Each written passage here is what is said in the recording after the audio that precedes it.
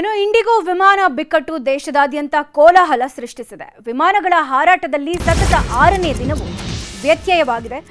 ಇನ್ನು ಇಂಡಿಗೋ ವಿಮಾನಯಾನ ಸಂಸ್ಥೆ ತನ್ನ ಕಾರ್ಯಾಚರಣೆಯಲ್ಲಿ ಉಂಟಾಗಿದ್ದ ಸಮಸ್ಯೆಯನ್ನ ಹಂತ ಹಂತವಾಗಿ ನಿಭಾಯಿಸಿದ್ದು, ನಿನ್ನೆ ರಾತ್ರಿಯ ಹೊತ್ತಿಗೆ 95% ಸಮಸ್ಯೆಯನ್ನ ಬಗೆಹರಿಸಲಾಗಿದೆ. ಶುಕ್ರವಾರದಿಂದ ರದ್ದಾಗ್ತಾ ಇದ್ದ ವಿಮಾನಗಳ ಸಂಖ್ಯೆ ಗಣನೀಯವಾಗಿ ಕಡಿಮೆ ಆಗಿದೆ ಅಂತ ಈ ಸಂಸ್ಥೆ ತಿಳಿಸಿರೋದು. ನಿನ್ನೆ 850ಕ್ಕಿಂತ ಕಡಿಮೆ ವಿಮಾನಗಳು ರದ್ದಾಗಿವೆ ಅಂತ ಇಂಡಿಗೋ ಹೇಳಿದೆ. ಇನ್ನು ಮುಂದಿನ ದಿನಗಳಲ್ಲಿ ಈ ಸಂಖ್ಯೆಯನ್ನು ಮತ್ತಷ್ಟು ಕಡಿಮೆ ಮಾಡೋಕೆ ಸಂಸ್ಥೆ ಪ್ರಯತ್ನ ಪಡ್ತಾ ಇದೆ. ಸಂಸ್ಥೆ 1500ಕ್ಕೂ ಹೆಚ್ಚು ವಿಮಾನಗಳನ್ನು ಕಾರ್ಯಾಚರಣೆಗೊಳಿಸೋಕೆ ಸಜ್ಜಾಗಿದೆ. ಇಂಡಿಗೋ ಸಂಸ್ಥೆ ಮಾಡಿದ ಎಡವಟ್ಟಿನಿಂದಾಗಿ ಪ್ರಯಾಣಿಕರು ಕಂಗಾಲಾಗಿ ಹೋಗಿದ್ರು. ಟಿಕೆಟ್ ಇದ್ರೂ ಕೂಡ ಪ್ರಯಾಣಿಸೋಕೆ ಸಾಧ್ಯ ಆಗ್ತಿರ್ಲಿಲ್ಲ. ವಿಮಾನ ನಿಲ್ದಾಣಕ್ಕೆ ಹೋದ್ರೆ ಟಿಕೆಟ್ ಕ್ಯಾನ್ಸಲ್. ಇದರಿಂದ ಜನ ಬೇಸತ್ತು ಹೋಗಿದ್ರೆ ಇದೇ ಪರಿಸ್ಥಿತಿಯನ್ನ ಕೆಲ ವಿಮಾನಯಾನ ಸಂಸ್ಥೆಗಳು ಹಣ ಮಾಡೋಕೆ ನಿಂತಿವೆ.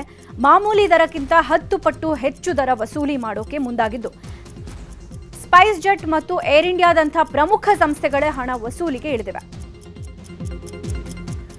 ಇಂಡಿಗೋ ವಿಮಾನ ಸಿಗದೆ ಪ್ರಯಾಣಿಕರ ಪರದಾಟ ಹಿನ್ನೆಲೆ ಕೇಂದ್ರ ಸರ್ಕಾರ ಪರ್ಯಾಯ ಮಾರ್ಗ ಹುಡುಕೋಕೆ ಮುಂದಾಗಿತ್ತು. ಹೆಚ್ಚುವರಿ ರೈಲ್ವೆ ಎಸಿ ಬೋಗಿ ಅಲ್ಲದೆ ಹೆಚ್ಚುವರಿ ರೈಲುಗಳನ್ನೇ ಓಡಿಸಲು ನಿರ್ಧರಿಸಿದೆ. ಬೆಂಗಳೂರಿನಿಂದ ಪುಣೆ, ದೆಹಲಿ, ಚೆನ್ನೈ, ಮುಂಬೈಗೆ ಸ್ಪೆಷಲ್ ಟ್ರೈನ್ ಸೇವೆ ಇರಲಿದೆ. ರೈಲ್ವೆ ನಿಲ್ದಾಣ ಆನ್ಲೈನ್ ಮೂಲಕ ಟಿಕೆಟ್ ಬುಕ್ ಮಾಡಬಹುದಾಗಿದೆ. ವಿಮಾನಗಳು ರದ್ದಾದ ಹಿನ್ನೆಲೆ ಪ್ರಯಾಣಿಕರಿಗೆ ಹಣ ವಾಪಸ್ ಮಾಡುವಂತೆ ನಾಗರಿಕರ ವಿಮಾನಯಾನ ಸಚಿವಾಲಯ ಇಂಡಿಗೋ ಏರ್ಲೈನ್ ಸಂಸ್ಥೆಗೆ ಆದೇಶ ಕೊಟ್ಟಿದೆ. ಹಣದ ವಾಪಸ್ ಜೊತೆಗೆ ಲಗೇಜ್ಗಳನ್ನು ಕೂಡ ಪ್ರಯಾಣಿಕರಿಗೆ 48 ಗಂಟೆಯೊಳಗೆ ತಲುಪಿಸಬೇಕು ಅಂತ ಸೂಚನೆ ಕೊಟ್ಟಿದೆ. ಅಲ್ಲದೆ ಮರು ಬುಕ್ಕಿಂಗ್ ಮಾಡಿಕೊಳ್ಳುವವರಿಗೆ ಯಾವುದೇ ಶುಲ್ಕವಿಲ್ಲದೆ ಟಿಕೆಟ್ ಬುಕ್ ಮಾಡಿಕೊಡುವಂತೆಯೂ ಸೂಚನೆ ಕೊಡಲಾಗಿದೆ. ಸಿಎಂ ಬದಲಾವಣೆ ಚರ್ಚೆ ಬೆನ್ನಲ್ಲೇ ದೆಹಲಿಯಲ್ಲಿ ಕಾಂಗ್ರೆಸ್ ಹೈಕಮಾಂಡ್ ನಾಯಕರು ಮಹತ್ವದ ಸಭೆ ನಡೆಸಿದರು. ಸೋನಿಯಾ ಗಾಂಧಿ ನಿವಾಸದಲ್ಲಿ ಸಭೆ ನಡೆದಿದ್ದು, ಸಭೆಯಲ್ಲಿ ರಾಹುಲ್ ಗಾಂಧಿ, ಮಲ್ಲಿಕಾರ್ಜುನ್ ಖರ್ಗೆ, ಕೆಸಿ ವೇಣುಗೋಪಾಲ್ ಭಾಗಿಯಾಗಿದ್ದರು. ಪ್ರಸ್ತುತ ರಾಜ್ಯ ಕಾಂಗ್ರೆಸ್ ರಾಜಕೀಯ ಬೆಳವಣಿಗೆ ಬಗ್ಗೆ ಮಾಹಿತಿ ಪಡೆದರು. ಸಭೆಯಲ್ಲಿ ಯಾವುದೇ ನಿರ್ಧಾರ ಆಗಿಲ್ಲ. ಬೆಳಗಾವಿ ಅಧಿವೇಶನ ಬಳಿಕ ಮತ್ತೊಂದು ಸಭೆಗೆ ನಿರ್ಧಾರ ಮಾಡಲಾಗಿದೆ. ಅಂತಿಮವಾಗಿ ಉಭಯ ನಾಯಕರನ್ನ ಕರೆಸಿ ಕಾಂಗ್ರೆಸ್ ಹೈಕಮಾಂಡ್ ಸಂಧಾನ ಸೂತ್ರ ಹೆಣೆಯಲಿದೆ. ಸಭೆ ಬಳಿಕ ಮಾತನಾಡಿದ ಎಐಸಿಸಿ ಪ್ರಧಾನ ಕಾರ್ಯದರ್ಶಿ ಕೆಸಿ ವೇಣುಗೋಪಾಲ್, ಕರ್ನಾಟಕದ ಬಗ್ಗೆ ಚರ್ಚಿಸಿದ್ದೇವೆ, ಆದರೆ ಯಾವುದೇ ನಿರ್ಧಾರ ಆಗಿಲ್ಲ. ಮತ್ತೊಮ್ಮೆ ಚರ್ಚೆ ಮಾಡಿ ನಿರ್ಧಾರ ಮಾಡ್ತೀವಿ. ಕರ್ನಾಟಕದ ಬಗ್ಗೆ ಈಗಾಗಲೇ ಸ್ಪಷ್ಟೀಕರಣ ಕೊಟ್ಟಿದ್ದೀವಿ. ಎಲ್ಲ ನಾಯಕರು ಒಟ್ಟಾಗಿದ್ರೆ ಇದು ಸಾಧ್ಯ ಅಂತ ಹೇಳಿದ್ದಾರೆ. ಕಾಂಗ್ರೆಸ್ನಲ್ಲಿ ಕುರ್ಚಿ ಕದನ ಕ್ಲೈಮ್ಯಾಕ್ಸ್ ಹಂತಕ್ಕೆ ಬಂದು ನಿಂತಿದೆ. ಡಿಸೆಂಬರ್ 13 ಅಥವಾ 14ರಂದು ರಾಹುಲ್ ಗಾಂಧಿ ಪ್ರತ್ಯೇಕ ಭೇಟಿಗೆ ಸಿಎಂ ಆಪ್ತರು ಮುಂದಾಗಿದ್ದಾರೆ. ಓಟ್ ಚೋರಿ ವಿಚಾರವಾಗಿ 14ರಂದು ಸಿಎಂ, ಡಿಸಿಎಂ ರಾಜ್ಯ ನಾಯಕರು ದೆಹಲಿಗೆ ತೆರಳಲಿದ್ದಾರೆ. ಇದೇ ವೇಳೆ ಸಿಎಂ ಆಪ್ತ ಸಚಿವರು, ಶಾಸಕರು ದೆಹಲಿಗೆ ಒಂದು ದಿನ ಮುಂಚಿತವಾಗಿ ದೆಹಲಿ ಯಾತ್ರೆಗೆ ನಿರ್ಧಾರ ಮಾಡಿದ್ದಾರೆ. ಈಗಾಗಲೇ ಸತೀಶ್ ಜಾರಕಿಹೊಳಿ ನೇತೃತ್ವದಲ್ಲಿ ಸಭೆ ನಡೆದಿದ್ದು, ಯಾವುದೇ ಕಾರಣಕ್ಕೂ ಸಿಎಂ ಬದಲಾವಣೆ ಬೇಡ, ಸಿದ್ದರಾಮಯ್ಯ ಪದಚ್ಯುತಿಗೊಳಿಸಿದ್ರೆ ಅಹಿಂದ ಮತಗಳು ಕಾಂಗ್ರೆಸ್ನಿಂದ ವಿಮುಖವಾಗುತ್ತೆ, ಪಕ್ಷಕ್ಕೆ ಭಾರಿ ಹೊಡೆತ ಬೀಳುತ್ತೆ ಅನ್ನುವ ಎಚ್ಚರಿಕೆ ಸಂದೇಶವನ್ನ ರವಾನಿಸೋಕೆ ಸಿಎಂ ಆಪ್ತರು ಮುಂದಾಗಿದ್ದಾರೆ. ಸಿಎಂ ಸಿದ್ದರಾಮಯ್ಯ, ಡಿಸಿಎಂ ಡಿಕೆ ಶಿವಕುಮಾರ್ ಇವತ್ತು ಧಾರವಾಡ ಜಿಲ್ಲಾ ಪ್ರವಾಸ ಕೈಗೊಂಡಿದ್ದಾರೆ. ಬೆಳಗ್ಗೆ 10 ಗಂಟೆಗೆ ಬೆಂಗಳೂರಿಂದ ವಿಶೇಷ ವಿಮಾನದಲ್ಲಿ ತೆರಳಲಿದ್ದಾರೆ. ಧಾರವಾಡದ ನವಲಗುಂದದಲ್ಲಿ ವಿವಿಧ ಕಾರ್ಯಕ್ರಮಗಳಲ್ಲಿ ಭಾಗಿಯಾಗಲಿದ್ದಾರೆ. ಬಳಿಕ ಜಿಲ್ಲಾ ಹಂತದ ಅಧಿಕಾರಿಗಳ ಜೊತೆಗೆ ಸಿಎಂ ಸಿದ್ದರಾಮಯ್ಯ ಸಭೆ ನಡೆಸಲಿದ್ದಾರೆ. ಇನ್ನು ನವಲಗುಂದದ ಮಾಡೆಲ್ ಹೈಸ್ಕೂಲ್ ಮೈದಾನದಲ್ಲಿ ಸಾಮೂಹಿಕ ಮದುವೆ ಕಾರ್ಯಕ್ರಮ ನಡೆಯಲಿದೆ. ಈ ಕಾರ್ಯಕ್ರಮದಲ್ಲಿ ಶಾಸಕ ಕೋನರೆಡ್ಡಿ ಮಗನ ಆರತಕ್ಷತೆಯೂ ನಡೆಯಲಿದ್ದು, ಸಿಎಂ, ಡಿಸಿಎಂ ಭಾಗಿಯಾಗಲಿದ್ದಾರೆ. ಈ ಬಗ್ಗೆ ಮಾತನಾಡಿದ ಕೋನರೆಡ್ಡಿ, 75 ಜೋಡಿಗಳ ಸಾಮೂಹಿಕ ಮದುವೆ ನಡೆಯಲಿದೆ. ನನ್ನ ಮಗನ ಆರತಕ್ಷತೆಯೂ ಕೂಡ ಇದೇ ವೇಳೆ ನಡೆಯಲಿದೆ. ಈ ಕಾರ್ಯಕ್ರಮಕ್ಕೆ ಸಿಎಂ, ಡಿಸಿಎಂ, ಹಲವು ಸಚಿವರು, ಶಾಸಕರು ಕೂಡ ಭಾಗವಹಿಸಲಿದ್ದಾರೆ ಅಂತ ಹೇಳಿದ್ದಾರೆ. ಜಾತಿ ಗಣತಿಗೆ ಮಾಹಿತಿ ಸಲ್ಲಿಸಲು ಜಾತಿ ಸಂಘ ಸಂಸ್ಥೆಗಳಿಗೆ ಹಿಂದುಳಿದ ವರ್ಗಗಳ ಆಯೋಗ ಆಹ್ವಾನ ಕೊಟ್ಟಿದೆ. ಮನೆ ಮನೆಗೆ ತೆರಳಿ ಸಂಗ್ರಹಿಸಿರುವ ದತ್ತಾಂಶದ ವಿಶ್ಲೇಷಣೆ ಅಂತಿಮ ಹಂತಕ್ಕೆ ಬಂದು ನಿಂತಿದೆ. ವಿವಿಧ ಜಾತಿ ಸಂಘ ಸಂಸ್ಥೆಗಳ ಅಭಿಪ್ರಾಯಕ್ಕೂ ಮನ್ನಣೆ ಆಯೋಗ ಮುಂದಾಗಿದೆ. ಜಾತಿ ಸಂಘಗಳು ಲಿಖಿತ ರೂಪದಲ್ಲಿ ಅಭಿಪ್ರಾಯ ಸಲ್ಲಿಸಲು 2 ದಿನಗಳ ಅವಕಾಶ ನೀಡಿದ್ದು, ಡಿಸೆಂಬರ್ 15 ಮತ್ತು 16ರಂದು ಬೆಳಗ್ಗೆ 10:30ರಿಂದ ಸಂಜೆ 5:30 ಒಳಗೆ ದೇವರಾಜು ಅರಸು ಭವನದಲ್ಲಿ ಆಯೋಗಕ್ಕೆ ಲಿಖಿತ ರೂಪದಲ್ಲಿ ಮಾಹಿತಿ ಸಲ್ಲಿಸಬಹುದಾಗಿದೆ. ಜೊತೆಗೆ ಆಯೋಗ ಕೇಳಿರುವ ಕೆಲವು ಪ್ರಶ್ನೆಗಳಿಗೂ ಉತ್ತರಿಸುವ ಅವಕಾಶ ನೀಡಲಾಗಿದೆ. ಡಿಸಿಎಂ ಡಿಕೆಶಿ ಕನಸಿನ ಸುರಂಗ ಮಾರ್ಗ ಯೋಜನೆಯಲ್ಲಿ ಭಾರೀ ಬದಲಾವಣೆ ಆಗಲಿದೆ.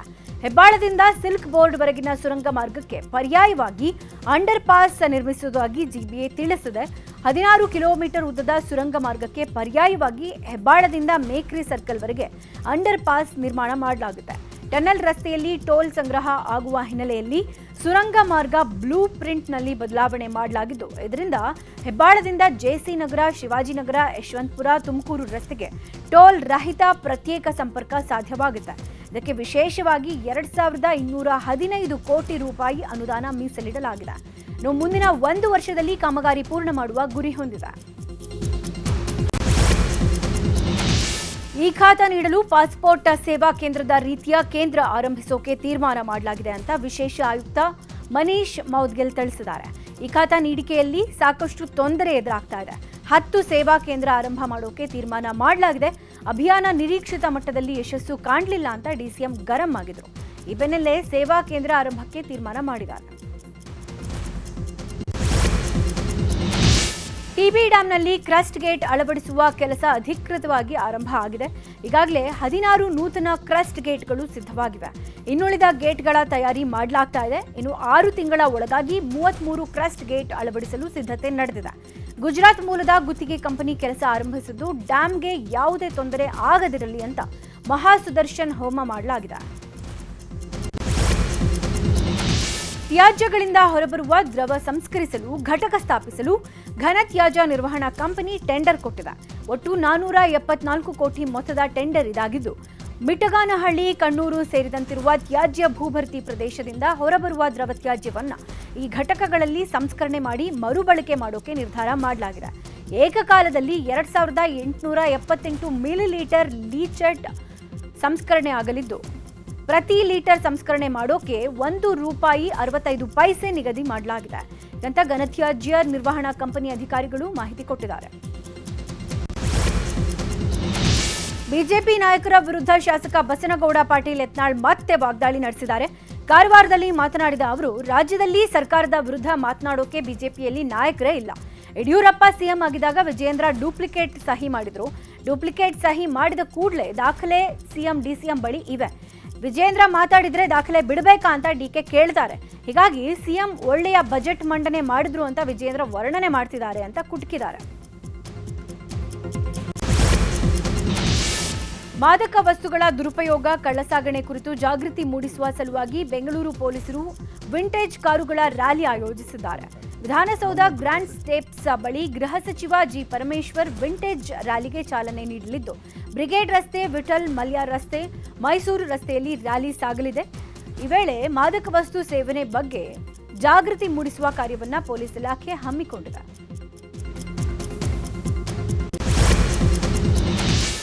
ಮಂಗಳೂರು ನಗರದಾದ್ಯಂತ ಮಾದಕ ದ್ರವ್ಯ ಪೂರೈಸ್ತಾ ಇದ್ದ 4 ಆರೋಪಿಗಳನ್ನು ಪೊಲೀಸರು ಹೆಡೆಮುರಿ ಕಟ್ಟಿದ್ದಾರೆ.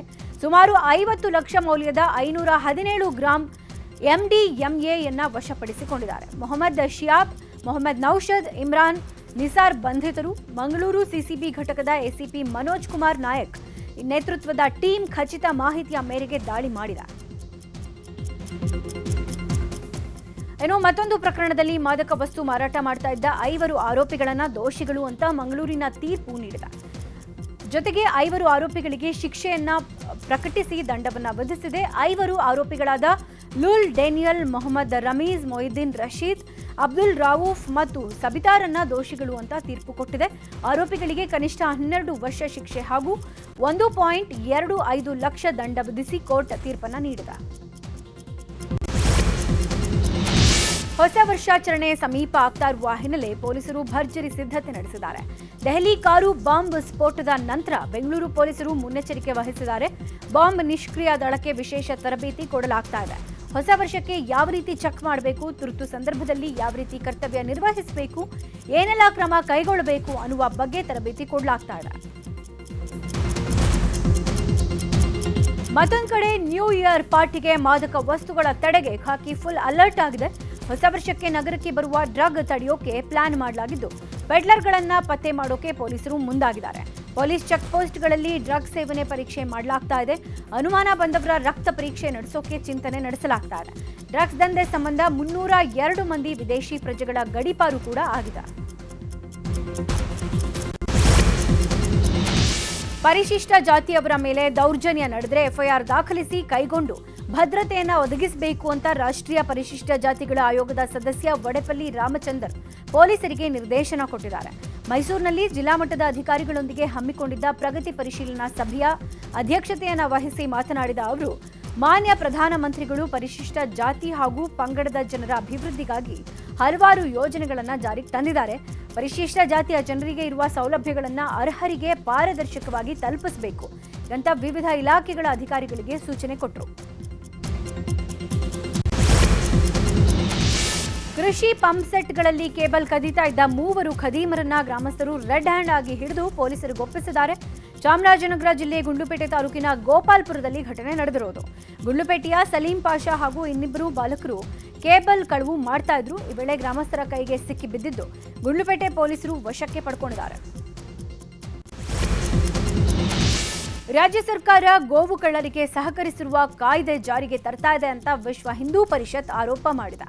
ಹುಬ್ಬಳ್ಳಿಯಲ್ಲಿ ಮಾತನಾಡಿದ ವಿಶ್ವ ಹಿಂದೂ ಪರಿಷತ್ನ ಧಾರವಾಡ ವಿಭಾಗದ ಕಾರ್ಯದರ್ಶಿ ರಮೇಶ್ ಕದಂ, ಗೋವುಗಳನ್ನು ಸಾಗಿಸಿದ ವಾಹನವನ್ನ ಸುಲಭವಾಗಿ ಹಿಂದಿರುಗಿಸುವಂತೆ ಗೋ ಜಾನುವಾರು ಹತ್ಯೆ ಪ್ರತಿಬಂಧಕ ಹಾಗೂ ಸಂರಕ್ಷಣಾ ಕಾಯ್ದೆಗೆ ತಿದ್ದುಪಡಿ ತರಲು ಸರ್ಕಾರ ನಿರ್ಧಾರ ಮಾಡಿದೆ.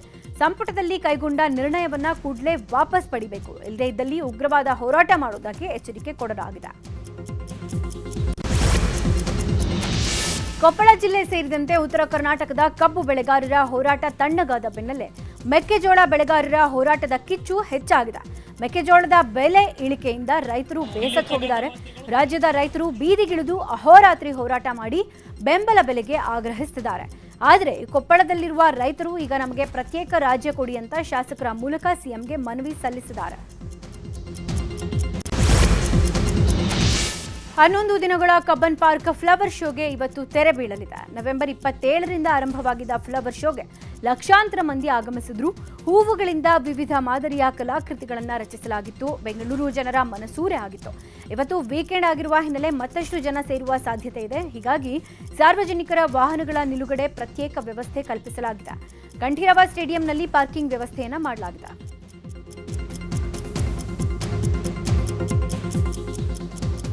ಇನ್ನು ಬೆಂಗಳೂರಿನ ಲಾಲ್ಬಾಗ್ ಸಸ್ಯತೋಟಕ್ಕೆ ಮತ್ತೊಂದು ಗರಿ ಸಿಕ್ಕಿದೆ.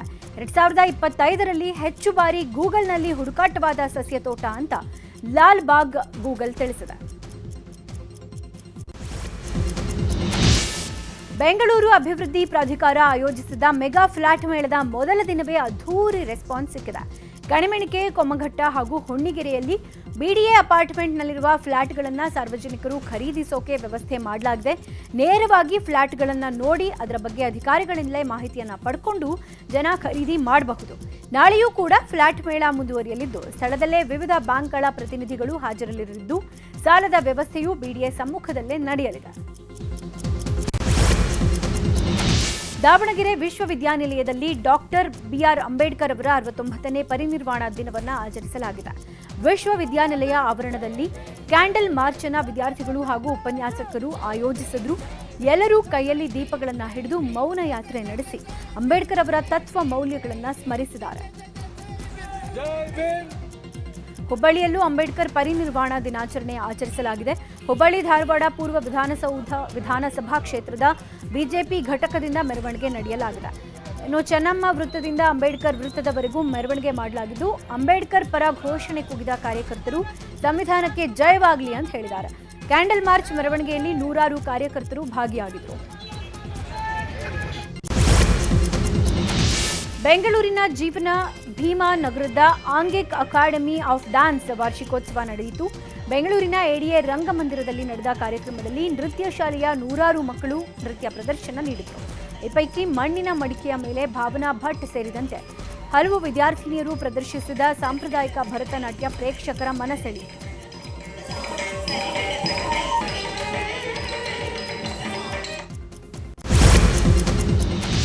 ಇಂದು ಕೆಎಸ್ಸಿಎ ಚುನಾವಣೆ ನಿಗದಿಯಾಗಿದ್ದು ಮಾಜಿ ಕ್ರಿಕೆಟಿಗ ವೆಂಕಟೇಶ್ ಪ್ರಸಾದ್ ಹಾಗೂ ಬ್ರಿಜೇಶ್ ಪಾಟೀಲ್ ಬಣಗಳ ನಡುವೆ ಹಣಾಹಣಿ ಏರ್ಪಟ್ಟಿದೆ. ವೆಂಕಟೇಶ್ ಪ್ರಸಾದ್ ಬಣ ಕೆಎಸ್ಸಿಎ ಮತದಾರರ ಜೊತೆಗೆ ಸಂವಾದ ನಡೆಸಿದ್ದಾರೆ. ಟಿಎಂ ಗೇಮ್ ಚೇಂಜರ್ಸ್ ಪರವಾಗಿ ಮಾಜಿ ಕ್ರಿಕೆಟಿಗರಾದ ಅನಿಲ್ ಕುಂಬ್ಳೆ, ಜಾಬ್ಗಲ್ ಶ್ರೀನಾಥ್, ವೆಂಕಟೇಶ್ ಪ್ರಸಾದ್ ಭಾಗಿಯಾಗಿ ಬ್ರಿಜೇಶ್ ಬಣದ ವೈಫಲ್ಯದ ಬಗ್ಗೆ ಪಿಪಿಟಿ ಮೂಲಕ ಮಾಹಿತಿ ಕೊಟ್ಟರು. ಭಾರತ ಸೌತ್ ಆಫ್ರಿಕಾ ನಡುವೆ ನಡೀತಾ ಇದ್ದ ಏಕದಿನ ಸರಣಿಯಲ್ಲಿ ಭಾರತ 2-1 ಅಂತರದಲ್ಲಿ ಸರಣಿ ಗೆದ್ದು ಬೀಗಿದೆ. ವಿಶಾಖಪಟ್ಟಣದ ಪಂದ್ಯದಲ್ಲಿ ಕೆಎಲ್ ರಾಹುಲ್ ನಾಯಕತ್ವದಲ್ಲಿ 3ನೇ ಪಂದ್ಯವನ್ನು ಗೆದ್ದು ಬೀಗಿದೆ ಭಾರತ. ಟಾಸ್ ಸೋತು ಮೊದಲು ಬ್ಯಾಟಿಂಗ್ ಮಾಡಿದ ಸೌತ್ ಆಫ್ರಿಕಾ 47.5 ಓವರ್ಗಳಲ್ಲಿ 270 ರನ್ ಗಳಿಸಿದ್ರು. 271 ರನ್ಗಳ ಗುರಿ ಬೆನ್ನತ್ತಿದ್ದ ಭಾರತ 9 ವಿಕೆಟ್ಗಳ ಭರ್ಜರಿ ಜಯ ದಾಖಲಿಸಿದೆ. ರೋಹಿತ್ ಶರ್ಮಾ 75, ಜೈಸ್ವಾಲ್ 116, ವಿರಾಟ್ ಕೊಹ್ಲಿ 65 ರನ್ಗಳ ಭರ್ಜರಿ ಬ್ಯಾಟಿಂಗ್ ಮಾಡಿ ಗೆಲುವಿನ ದಡ ಸೇರಿಸಿದ್ದಾರೆ. ವಿಶ್ವಕಪ್ ವಿಜೇತ ಅಂಧ ಮಹಿಳಾ ಕ್ರಿಕೆಟ್ ತಂಡಕ್ಕೆ ಡಾಕ್ಟರ್ ರಾಜ್ಕುಮಾರ್ ಕುಟುಂಬದಿಂದ ಅದ್ಧೂರಿ ಸತ್ಕಾರ ಮಾಡಲಾಗಿದೆ. ಸಾಧಕಿಯರಿಗೆ ಸಿಹಿ ಹಂಚಿ ಶಾಲು ಹೊದಿಸಿ ಅಶ್ವಿನಿ, ಪುನೀತ್ ರಾಜ್ಕುಮಾರ್ ಮತ್ತು ಯುವ ರಾಜ್ಕುಮಾರ್ ಸೇರಿದಂತೆ ಇಡೀ ರಾಜ್ ಕುಟುಂಬ ಸತ್ಕಾರ ಮಾಡಿದೆ. ಪ್ರಧಾನಿ ಮೋದಿ, ಸಿಎಂ ಸಿದ್ದರಾಮಯ್ಯ ಭೇಟಿ ಬಳಿಕ ವಿಶ್ವಕಪ್ ವಿಜೇತ ತಂಡಕ್ಕೆ ದೊಡ್ಡ ಮನೆಯಲ್ಲಿ ಸಿಕ್ಕ ಗೌರವ ಆಟಗಾರ್ತಿಯರ ಸಂತಸವನ್ನ ಇಮ್ಮಡಿ ಮಾಡಿದೆ.